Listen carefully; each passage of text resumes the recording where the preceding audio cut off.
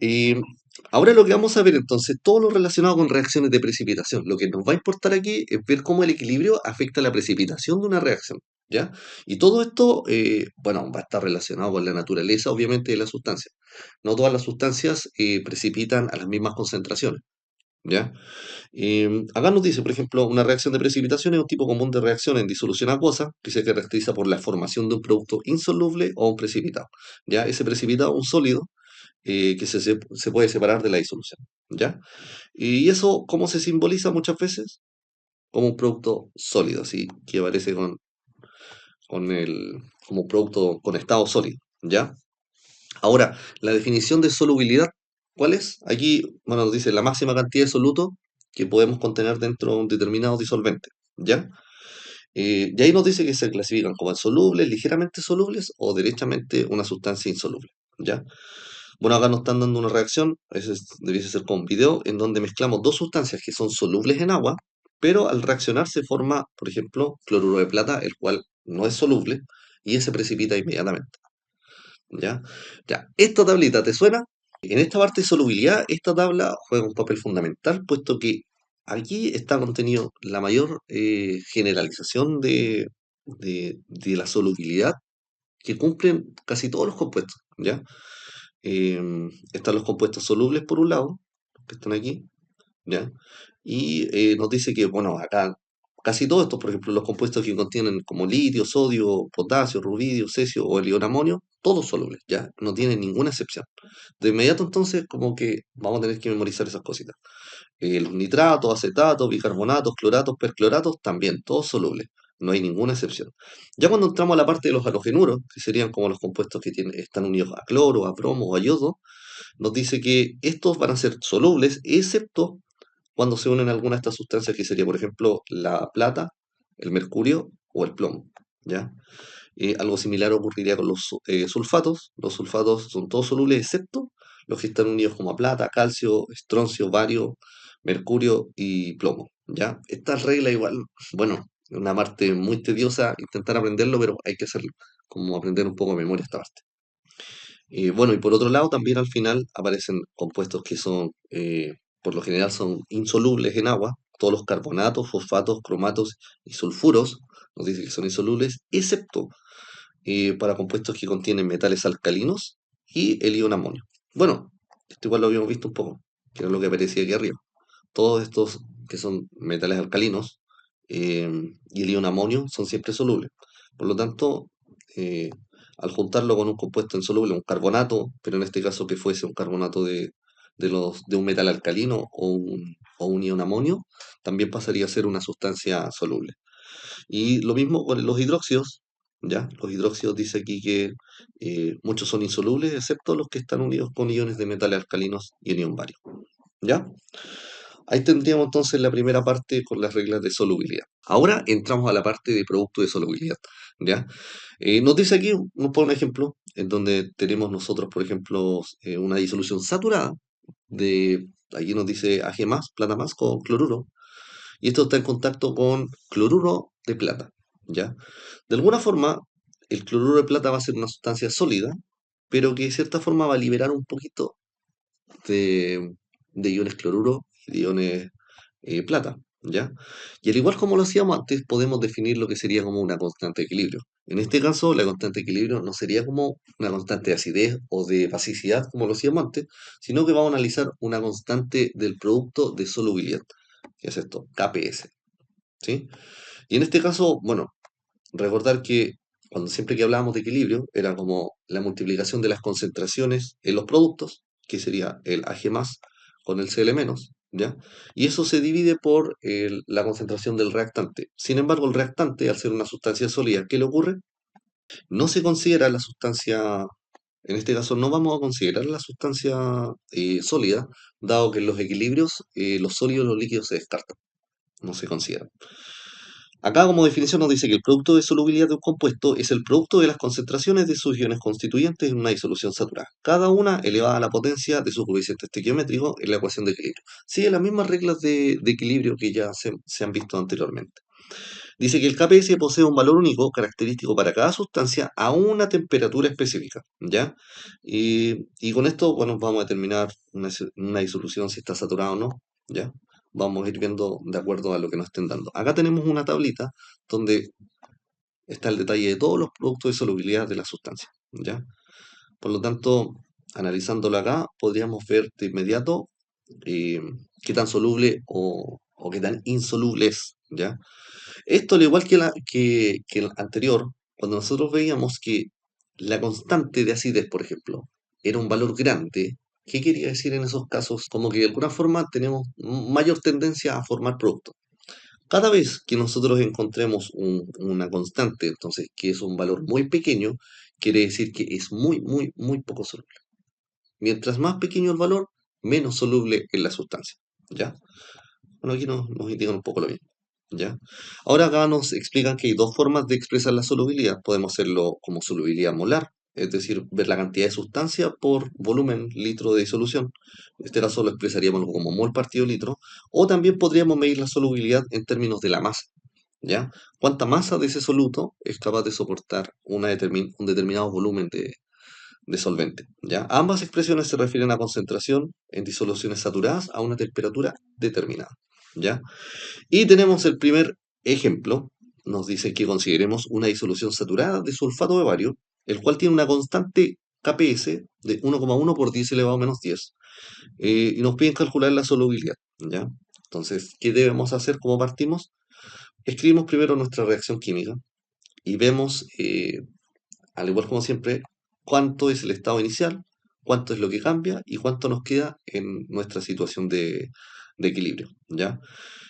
Bueno, siempre aquí en el estado inicial vamos a considerar un exceso de sólido, ¿ya? Y de alguna forma como que no va a haber nada de producto formado. Pero va a ocurrir un pequeño cambio. Y ese cambio, bueno, en vez de la X le colocamos una S simplemente. Pero es lo mismo. En vez de colocarle una X, podemos colocarle una Y, lo que sea. Acá cuando trabajamos con solubilidad tratamos de colocarle una S simplemente, ¿ya? Y luego finalmente viene a aplicar el producto de solubilidad, que sería simplemente sustituir estos valores. Los sustituimos acá y despejando aquí como una ecuación cuadrática, sustituimos el KPS, que era el valor que nos estaban dando al principio del ejercicio, y le sacamos la raíz a esto y obtendríamos como la concentración molar. Esa viese ser la concentración molar que se encuentra disuelta en la solución. Todo lo demás en exceso sería como sulfato de bario, pero como estado sólido. ¿Qué tal con eso? Isidora, ya, ¿dudas?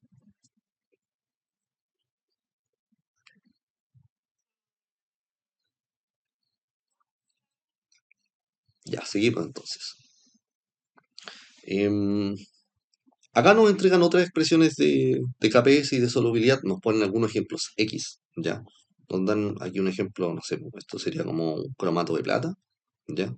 Fijarse que aquí, ¿qué es lo que ocurre cuando el coeficiente estequiométrico es distinto de uno? Uno tiene que siempre como duplicar la cantidad, ¿ya? Siempre va a ir acompañado de eso. Y cuando lo apliquemos acá, en el producto de solubilidad en la fórmula, recordar que siempre las concentraciones van elevadas al coeficiente estequiométrico. Como en este caso, teníamos que esto era 2, el AG va a ir elevado a 2, y como su concentración era 2S, el 2S va a ir elevado a 2 finalmente. ¿Ya? O sea, ahora nos quería que el KPS es igual a 4S al cubo, y haciendo un despeje matemático obtenemos la solubilidad. Ya en este caso nos daría la raíz cúbica del producto de la constante de solubilidad dividido en 4. ¿Ya? Acá hay otro ejemplo. Fijarse aquí que el hidróxido de aluminio, en este caso libera 1 de aluminio por cada 3 de hidróxido. Entonces, en este caso, cuando nosotros realizamos el producto de solubilidad, la concentración del OH va a ir elevado a 3. Pero a su vez, la concentración en sí es 3S, y 3S debiese elevarse a 3. Y esto nos da 27S elevado a 4. Bueno, y acá nos queda otra constante de solubilidad. Esto va a depender como de cada ejercicio que estemos analizando. ¿Ya? Acá nos dan más ejemplos referentes a lo mismo, distintos tipos de productos, dependiendo de cuántos cationes y aniones se van separando, vamos a ir obteniendo distintas combinaciones. Entonces, fíjense en este, por ejemplo, esto sería como un fosfato de calcio, se liberan 2 de fosfato, 2S, y se liberan 3 de calcio. 3S. Entonces es como que el 3S fuese elevado a 3 y el 2 fuese elevado a 2. Entonces nos daría algo así como 27 por 4. Sí, y eso nos da 108. Y la potencia sería S elevado a 5. Entonces va a depender como de cada reacción que estemos analizando. Ya, vamos con el ejemplo, el ejercicio, bueno, el ejercicio número 3 nos dice, la solubilidad del sulfato de calcio es de 0,67 gramos partido mol. Calcula el KPS para el sulfato de calcio. Nos dan aquí las masas molares de cada sustancia. Bueno, ahí también está la respuesta. ¿Cómo debiésemos proceder? Primero, lo que vamos a hacer es escribir nuestra reacción química. Sería como que el sulfato de calcio,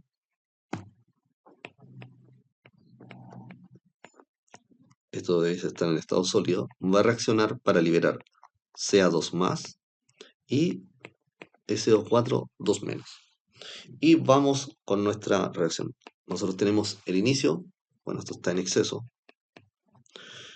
de esto no tenemos nada, de los iones. Luego viene el cambio. Entonces, en este caso, hay una variación de menos S en los reactivos para formar más S y más S de calcio, de ion calcio y un sulfato. Y finalmente vendría como el equilibrio. Eh, bueno, esto igual lo dejamos en exceso simplemente. Y nos quedaría S de calcio y S de sulfato.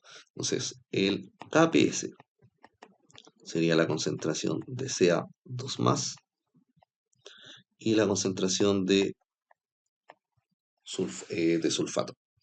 Ahora, lo que nos están dando acá es la solubilidad del sulfato de calcio. Ya nos dicen que es de 0,67 gramos partido por litro. Entonces, lo que vamos a hacer, que tiene que ser como esta sustancia que está en gramos partido litro, la vamos a transformar nosotros a mol partido litro. Porque recordemos, la solubilidad cuando nosotros la ocupamos acá, tiene que estar en unidad de mol partido litro. ¿Ya? Entonces, ¿qué debiésemos hacer? Podemos tomar, por ejemplo, los 0,67 y transformarlo directamente a lo que serían moles. ¿Ya? ¿Y con qué? Con la masa molar que tenemos acá. ¿Ya? Entonces vamos a hacer un pequeño cálculo. Lo que tenemos es que, y recordar, la fórmula nos dice que los moles es igual a la masa dividido la masa molar. Entonces, en este caso, inmediatamente, los moles, bueno, los simbolizo con la N. La masa, yo voy a tomar estos 67 gramos. 0,67 gramos. Y esto lo voy a dividir en la masa molar, que es 136,2 gramos partido mol. 136,2 gramos partido mol. Y vamos a calcular cuántos moles nos da esto. Ayúdame, Isidora.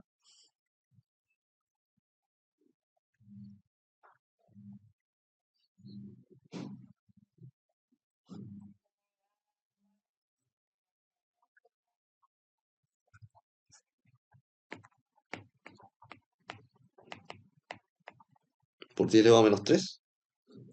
Ya. Ahí tendríamos entonces los moles. Por lo tanto, ahora directamente este valor lo reemplazamos acá en la solubilidad. ¿Ya? Entonces yo voy a decir que S va a ser 4,92 por 10 elevado a menos 3 mol partido litro. ¿Ya?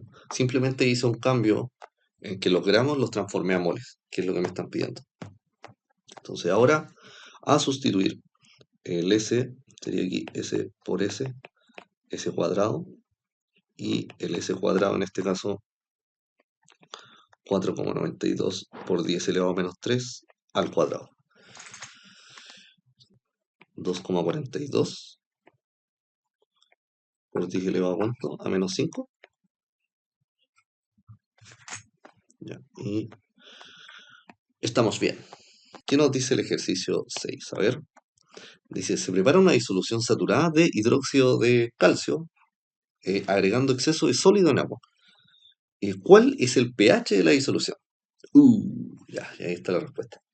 Ya, ¿qué haríamos en este? A ver, este ejercicio entonces vamos a anotar primero la disociación de esta sustancia, que debiese ser como Ca2 más y 2 de OH menos. Eso dado que libera dos iones hidróxido. Entonces, el inicio de esto, bueno, tenemos un exceso, de aquí hay 0 y 0, luego viene un cambio, y este cambio sería de menos S para el reactante, sería de S para el calcio, pero sería de 2S para el hidróxido. Y finalmente, en el equilibrio, sumamos, bueno, esto sigue estando en exceso, tendríamos S y 2S. Por lo tanto, el KPS sería igual al producto de solubilidad del CA2 más por el OH menos, pero este tiene que ir al cuadrado por el coeficiente estequiométrico que tiene. Y ahora lo que hacemos es sustituir. Esto es S, pero este es 2S y este está elevado al cuadrado. Entonces, desarrollando, nos queda S por 4S cuadrado.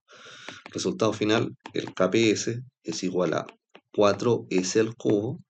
Y de aquí, para determinar la solubilidad molar, nos quedaría la raíz cúbica del KPS dividido en 4. Entonces ahora vendría a sustituir. El KPS, ¿cuánto nos decían que es? 8,0 por 10 elevado a menos 6. Esto se divide en 4 y a esto le sacamos la raíz cúbica. Ya, vamos calculando esto. Ya, acá tendríamos lo que es la solubilidad molar, S. Ahora, no nos están pidiendo el valor de S. ¿Qué nos están pidiendo? El pH. ¿Qué debiésemos hacer de inmediato? El pH tiene directa relación con los cálculos de OH. Entonces, si queremos calcular el pH, necesitamos la concentración del OH. Entonces, la concentración de OH sería 2S. Y el S recién lo acabamos de calcular. Esto nos da 0,0126 mol partido litro. Esto nos daría entonces 0,0252 mol partido litro, la concentración de OH. Y lo que podemos hacer ahora es directamente aplicar la fórmula del pOH. El pOH es menos logaritmo de la concentración de OH. Sería menos logaritmo de 0,0252. 1, bueno, 1,598, la vamos a aproximar a 1,6. Y esto siendo el pOH, recordemos que esto es pOH.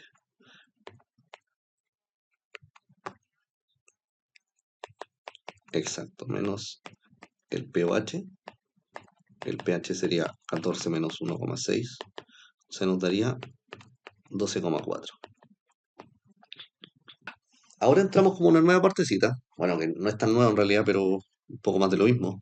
La predicción de la precipitación. ¿Cómo podemos nosotros predecir si es que algo va a precipitar o no? Y acá entramos al concepto que en algún punto lo vimos, que era como el cociente de equilibrio, ¿ya?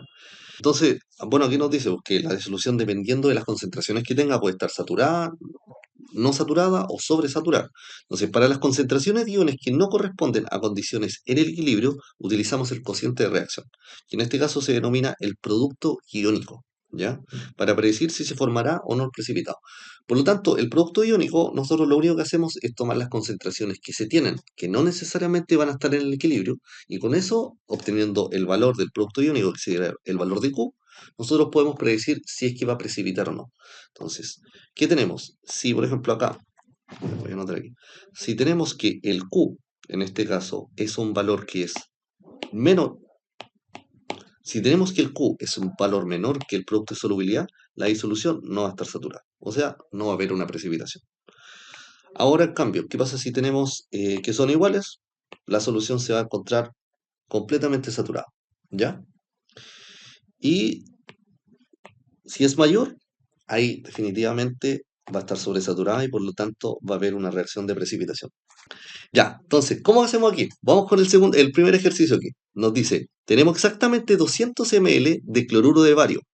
Nos da la concentración y dice que se mezclan con exactamente 600 ml de sulfato de potasio. ¿Se formará un precipitado? Bueno, a lo que quiero llegar es esto. Es como que, no sé si se entiende que a la hora de que tú estés mezclando líquidos, va a aumentar el volumen. ¿Y qué pasa si aumenta el volumen? ¿La concentración se mantiene? Cambia, ¿cierto? Debiese cambiar para ambos. Y eso es como lo que quería que tú me dijeras. Porque ¿te acuerdas que me hablaste del C1 por V1 es igual a C2 por V2? Como la fórmula de dilución. Sí, entonces, con esa fórmula, ¿qué vas a obtener tú ahora? Calculamos las nuevas concentraciones.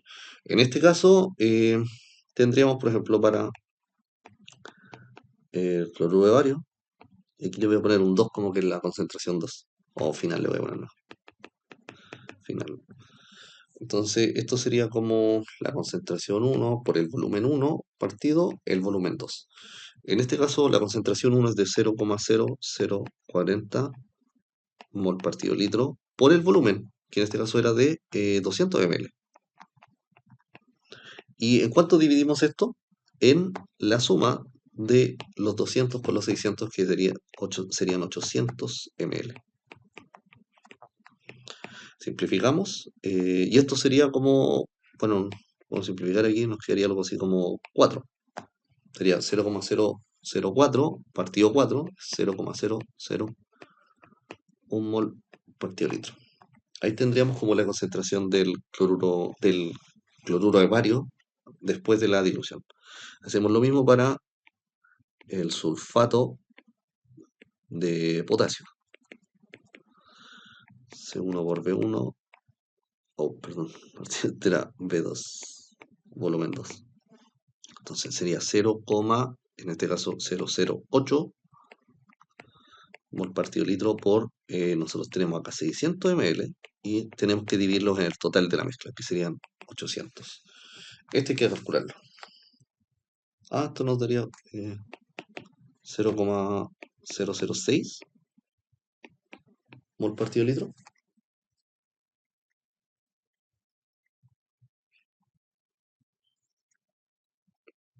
¿Nos daría eso, no? Ya. Ya. Ya, ahora que tenemos estas concentraciones, ¿qué es lo que tenemos que hacer?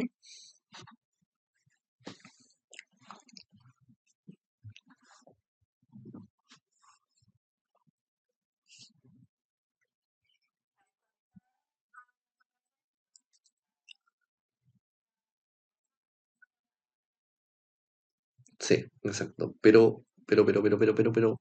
vamos a tener que ver acá? ¿Qué habría que ver? Ya, primero tenemos que ver cuál es la sustancia. Bueno, es que aquí nos dan un KPS, ¿cierto? ¿Sí? Bueno, en este caso, como que vamos a poner estos valores y punto. Nos va a dar algo y tenemos que comprobarlo. Pero quiero llegar más allá. A lo que quiero llegar yo. ¿Qué precipitado se va a formar?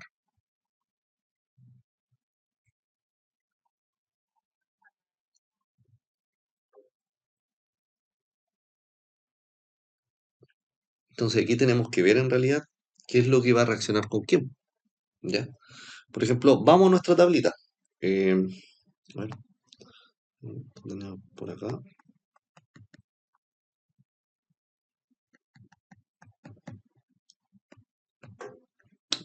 Está en la otra ya. Ya, necesitamos la tablita de las solubilidades. ¿Ya? Entonces aquí tenemos que ver qué es lo que va a reaccionar. Por ejemplo, acá tenemos que está el bario, el cloruro, se va a liberar potasio y se va a liberar sulfato.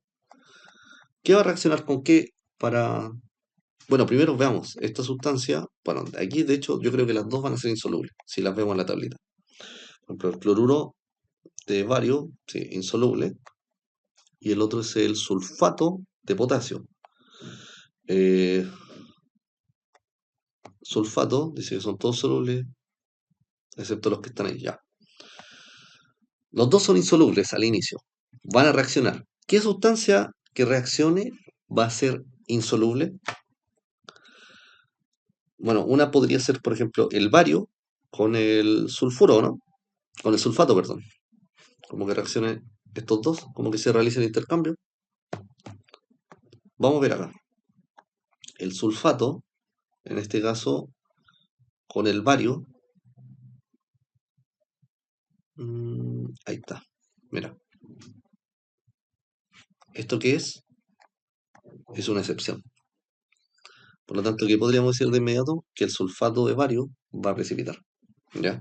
Veamos igual el otro, por si acaso. El otro sería como el cloruro con el, el potasio. Pero, ¿qué habíamos dicho del potasio anteriormente? ¿El potasio qué es? Es un alcalino, ¿no? ¿Qué habíamos dicho de los alcalinos? Son todos solubles. Entonces, como que al final, que este se una con cualquier otro va a dar lo mismo. ¿Ya? Por lo tanto, la clave estaba en entender eso. Que el sulfato va a reaccionar con el bario. ¿Ya? Dos más. Sí. Espera, ojo con esto. Acá yo lo estoy dibujando como especie en conjunto. ¿Ya? Pero esto de las cargas sí es importante, como entender que al ser dos más y dos menos, la relación va a ser de uno a uno. ¿Ya? Porque, ¿qué hubiese pasado si este hubiese tenido una carga de más nomás? Y esto una carga de dos menos, de este que teníamos que haber hecho, haber colocado dos, por si acaso. ¿Ya? Entonces, como las cargas aquí se correspondían, la sustancia va a estar así, y esto va a ser un sólido, y de alguna forma va a liberar ¿qué cosa? Ba2 más y CO4 eh, 2 menos. ¿Ya? Y ahora literalmente vamos a notar las concentraciones que se liberaron. ¿Ya? En este caso, en esta primera reacción, el BaCl2, esta sustancia totalmente soluble, Ba2 más y 2Cl menos. Si teníamos al principio, ¿cuánto? 0,001. ¿Cuánto se va a formar? Lo mismo. Pero el cloruro se va a formar el doble, pero da lo mismo el cloruro. 0,02. ¿Ya? Vamos a hacer lo mismo en el otro. El hidróxido de... Perdón, el hidróxido. K2SO4. Este libera 2 de potasio y 1 de sulfato. ¿Ya? Entonces teníamos 0,006. Entonces tendremos 0,012. En realidad lo que nos importa a nosotros, ¿cuáles son? Estos dos de acá. Y estos son los que nosotros tenemos que considerar aquí, como aparece en el cálculo, 0,001, 0,006. Por lo tanto, el QPS de esto, ¿cuánto va a ser? La concentración de el Ba2 más con el SO4 2 menos, 0,001 por 0,006. ¿Cuánto nos dará esto, señorita? Ya, y ahora que llegamos a esto, ¿qué onda? Llegamos al producto de solubilidad. ¿Qué tenemos que hacer ahora? Compararlo con qué? Con el KPS. Entonces, ¿cuál es la relación, en este caso, entre el KPS, el QPS con el KPS? Tenemos que esto nos da 6 por 10 elevado a menos 6 y el otro nos dio 1,1 por 10 elevado a menos 10. ¿Cuál sería la relación en este caso, Isidora? ¿El KPS es menor? ¿Sí? ¿O que el QPS es mayor? ¿Y eso qué implica? La sustancia precipitará. Precipitará. Ahí tendríamos entonces un poco el ejemplo 1. Bueno, en este caso nos están diciendo, ¿cierto?, que el fluoruro de estroncio es la sustancia que va a ser insoluble. ¿Ya? Bueno, debiésemos proceder algo similar a lo anterior. Ya, vamos entonces, vamos a diluir las sustancias primero. Va a ser concentración 1 por volumen 1 partido concentración 2. La concentración 1 es 0,060 mol partido litro por el volumen, que en este caso es de 75 ml. Y esto tenemos que dividirlo por la suma de estas dos, que sería 75 más 25, 100 ml. Se nos van los ml y tenemos que calcular esto. ¿Cuánto nos daría al ojo? ¿Lo podría hacer o no? Ahí obtuvimos la concentración diluida del fluoruro de sodio. Y ahora vamos a hacer lo mismo para el nitrato de estroncio. 0,375.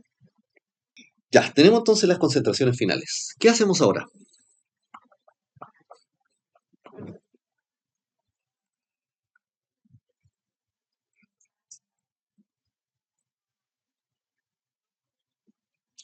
Exacto, ¿sí?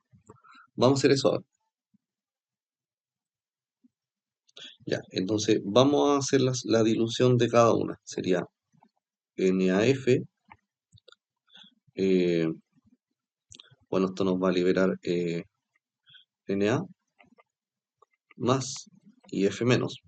Entonces, en este caso, se va a liberar la misma cantidad en ambos, 0,045, 0,046. 4,5. Y para la otra sustancia, que sería el nitrato de estroncio, en este caso se va a liberar eh, estroncio 2 más y 2 de nitrato, ¿cierto? Menos. En este caso se liberaría la misma cantidad de estroncio, que serían 0,0375, pero se liberaría el doble de nitrato, que sería 0,0750. ¿Todo bien hasta acá? Ya. ¿Qué viene ahora? En este caso nos dicen que el fluoruro de estroncio es la sustancia que va a precipitar. Entonces vamos a anotar esa reacción. ¿Ya? Sería, esto reacciona para formar estroncio 2 más y 2 de fluoruro menos. Entonces yo ahora quiero que me digas cuál va a ser el producto iónico, el QS. ¿Ya?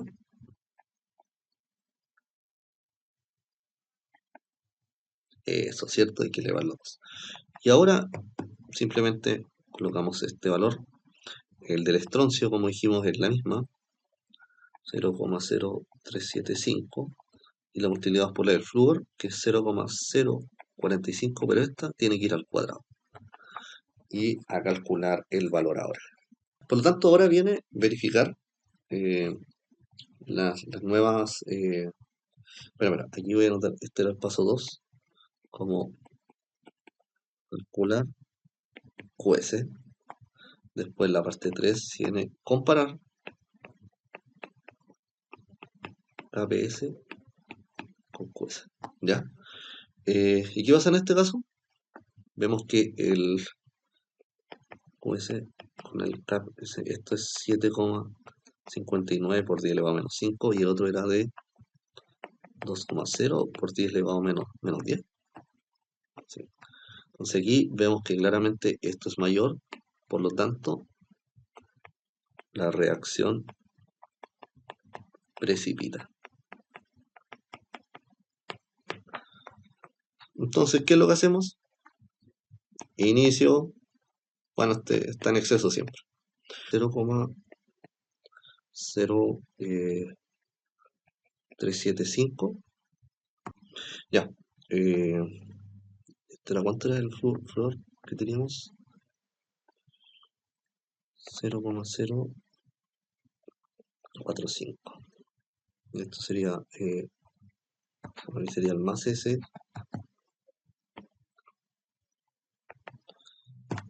menos 2S.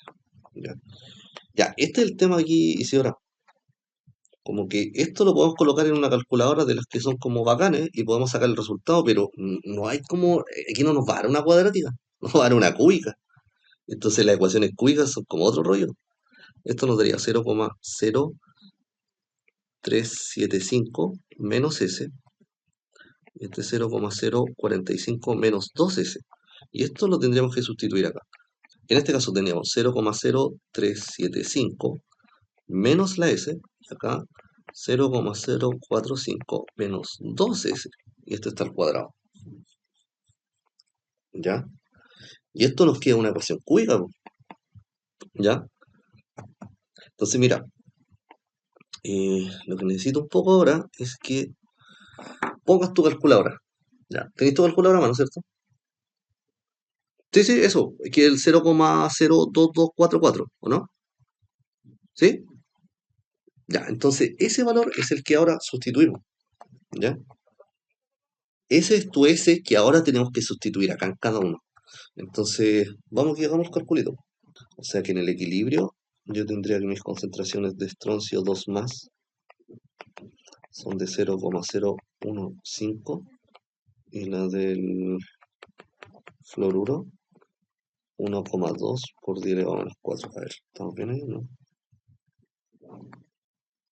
Ya, puta, una pequeña falla de decimales, ya, pero básicamente es eso.